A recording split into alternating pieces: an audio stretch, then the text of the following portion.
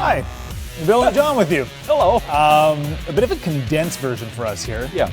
But we do have some good stuff to get to, including the NBA, where, listen, injuries have become an issue in these playoffs, right? No Trae Young for Game 4 of the Hawks and Bucks, and then mid-game, another dude goes down. Everything you need to know, Giannis goes out. That's the big story. Bucks lose, Giannis goes out. We're tied at 2, and the last 3 games are going to be a crapshoot, depending on who's available. There's Giannis. That's Giannis without a limp.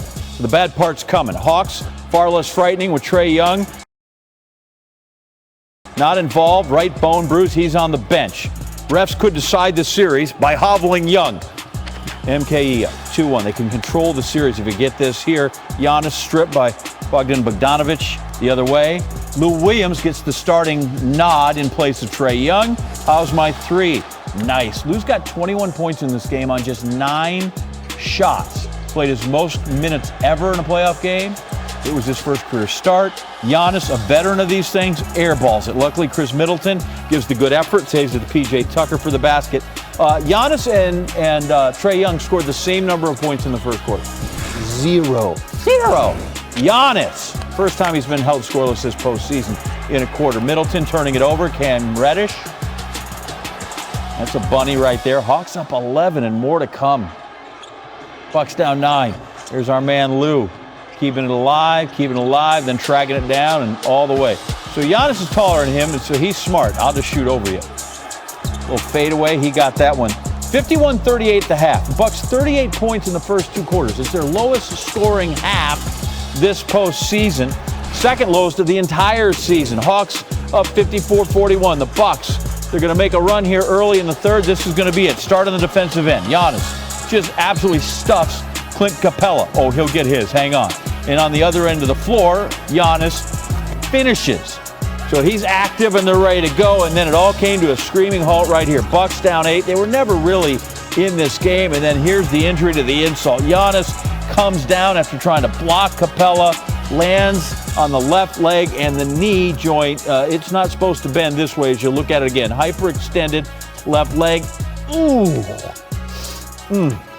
So obviously, immediate concern and worries there. He walks off under his own power. Spends some time in the locker room. Hawks spent that time just running up the score. Kevin Huerter got it. It's up 17. Giannis comes walking back out. Didn't get one of them Paul Pierce wheelchair rides. He just came back out. Bogdanovic, there he goes. But you know what? We're up 20. Giannis, why don't you go back and get started on the treatment? He came out. It's not much to watch. No need. So clearly that's to be watched over the next 48 hours when they play again. And then there's Capella, and this is just silly. From behind the backboard, he puts it. Deke Mutombo is impressed, and he's seen a lot of basketball. Up, over, above the Raptors. I made the Larry Bird comment. You're right. This counts, so it's a whole lot better when he makes that. 110-88. The series is even as the Hawks win it. Budenholzer trying to assess the damage. They're competing, trying to play a game. Obviously Giannis is their, big part of, our soul and our fiber. And I'm sure there's the human element where, the concern and care for him is real. But, they're in the heat of the battle. They're playing. They're competing. They're trying to get stops, trying to get rebounds, trying to do things, trying to find a way to be there for him while he's not able to be on the court. When Trae goes down, we still feel like we're confident in our abilities as players as well. Obviously, Trae is a major part of what we do, but we feel really good about the things that we bring to the table, and sometimes you got to band together and create success. It's funny, man. Lou's kind of always the same. It doesn't matter if he's scoring 21 tonight or if his minutes are down another game and he doesn't get much of an opportunity. He's kind of just even-keeled, steady Lou. Kind of a legend. Last game, I don't know how many minutes he got. He comes in here, drops 21 like he's been playing 40 minutes all playoffs. And great guy to have around. It's because he's Lou, and he got all kinds of bling hanging on his neck. Then there's this. So after it's announced that Trae Young's going to miss Game 4, here's the line. The Hawks went from 6.5-point underdogs to 9-point dogs. Did it matter? Only in that now they tied for the second largest upset victory in a conference finals game over the last 30 years, and the Bucks never led for even a second in this game. Eastern Conference Finals are all even as the Hawks win Game 4. The series is now 2-2, and Malika Andrews is on your TV trying not to violate any HIPAA laws as we get reports on the injured guys with Trae Young and Giannis Antetokounmpo. Bucks lose this. The Giannis injury, he left, as I saw it, with a limp. Maybe you can give us a little better description of what's going on there. Well, John, what the Bucks were saying when they ruled him out was that he hyperextended his left knee. Now, I'm told he's going to undergo further imaging, further testing on that left knee tomorrow. But when Mike Budenholzer was talking to us after the game, he said that when Giannis came back into the locker room, he was in good spirits. He was talking to his teammates, trying to sort of pump them up a little bit. But we will know more about just how serious this injury is after he gets those results from that imaging. Chris Middleton said that they've been down, they've been out, they've been without players before. They're already missing Dante DiVincenzo for the season, and PJ Tucker had to step up and step in there. So it's going to be a next man up mentality, whether or not Giannis Antetokounmpo is able to go. But I'm standing probably 25 rows up from where he injured himself, and we could hear a pretty loud, audible yelp when he did initially go down. So it was a scary moment for sure. Yeah, got to get him in the tube. So we wait to see what happened. In the healing process, Trae Young, he took the game off. That works for Atlanta. They come out the win. What's next in his rehab and moving forward?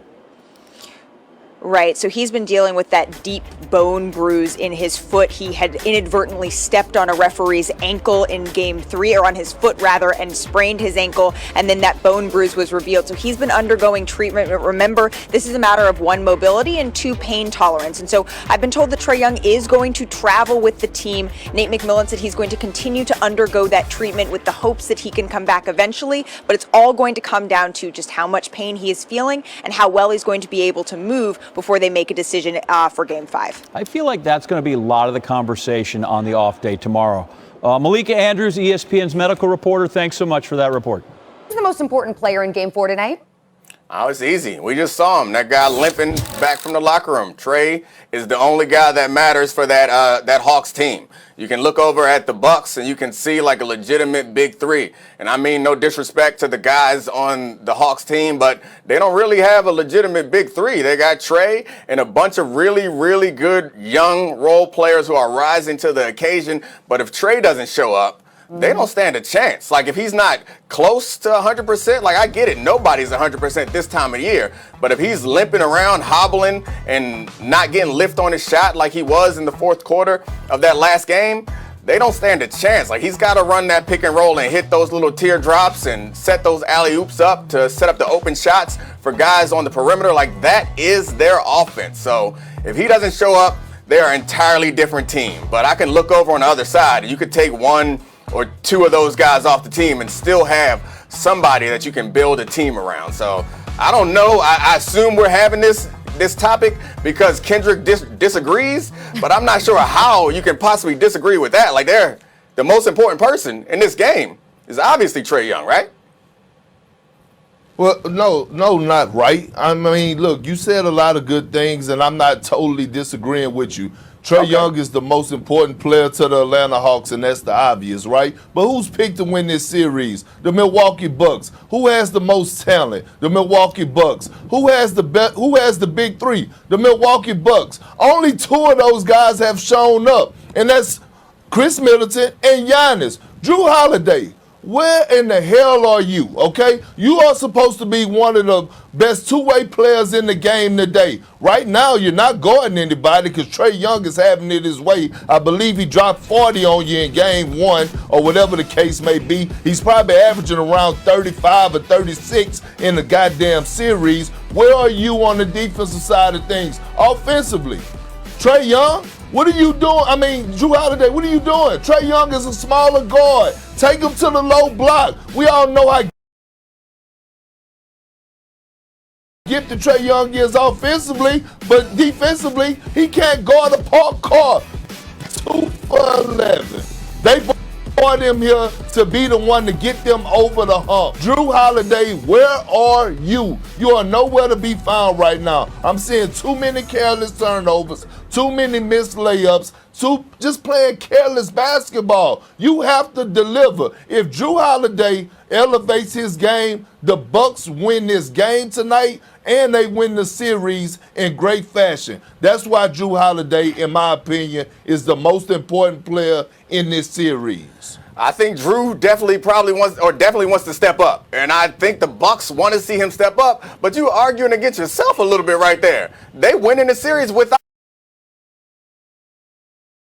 him showing up in the way that you expect him to be. So to me, that kind of proves the point that he is not nearly as important as Trae Young is. We saw what happened to that team when Trae Young went out, and we all know what will happen to that team if Trae Young can't do the things that he's been doing. So I'm with you. Drew Holiday, we expect more from him given how much they gave up to get him and given what they expect from that team, but they expect to win the series. They're on track to win this series, so it's hard for me to I guess you could say there's more pressure on Drew Holiday because they have these expectations, but it's hard for me to say that he's more important than Trae Young, and honestly, it's hard for me to say he's more important than Middleton or Giannis because they're winning on the backs of Middleton, on the back of Giannis, and the only game that the Hawks won and their only chance of winning is if Trae Young shows up and plays like the superstar that he has become this year in the playoffs. So Drew Holiday is important, but not that important. Dominique, you really need to stop, man. You really need to stop. They paid this man $160 million. You don't think he's that important? He's pretty damn important, okay? And for the simple fact is this, and I'm going to go back to the defensive side of things. He's supposed to be able to come in and neutralize Trae Young. Drew Holiday, acts around the NBA, well respected, one of the most underrated defenders in the league, first team all defense. You are not supposed to be letting Trae Young hang 40s and 35s on you. If Trae Young don't get injured, I don't know which direction that game would have went in. But I know one thing, Trae Young was controlling the game. The Hawks had control before Trae Young twisted his ankle. So with that being said, Drew Holiday, that's your matchup. That's your position. You're the point guard. And then on the other end, you're running the show. You're supposed to be that third option guy or even at times the second option guy. You can't be delivering 2 for 11 when you have Trae Young or Hurd or whoever else is trying to guard you. You are better than that. It's just not getting it. It's not good enough. You're the deciding factor. Yeah, I don't know how Drew Holiday can be first team all defense and underrated. Maybe he should have been defensive player of the year. I don't know. Maybe he is still underrated even though he's first team defense. But I think you made a great point. The Hawks were on track for winning that game until Trae got hurt. And Drew Holiday hasn't contained Trae. The reason why they brought him in there is to contain players like that. So I think that is fair. I think you can expect more from him, and 2 for 11 is not. Go ahead, Perk. Dominique, Drew Holiday is one of the most underrated players in the NBA. If you ask around the league, they'll tell you that. He don't get enough praise. Yes, he made first team all defense. I get that, or whatever the case may be. But when you ask around the league, they'll tell you, hey, Drew Holiday don't get enough credit for what he brings to the table. And he was brought to this team from the New Orleans Pelicans in the trade for Eric Bledsoe to move the needle and elevate the Milwaukee Bucks to get them over the hump, okay? Look, you're both right. They are getting over the hump. Trae Young's offense and Drew Holiday's defense, because the Hawks right now, they're 4-1 in the postseason when Trae Young scores 35 points or more. They're 5-5 when he fails to score at least 35 points. So you both made very good points. You're both right. What do you know? Oh, all right, let's so nice, move on because, listen, it has been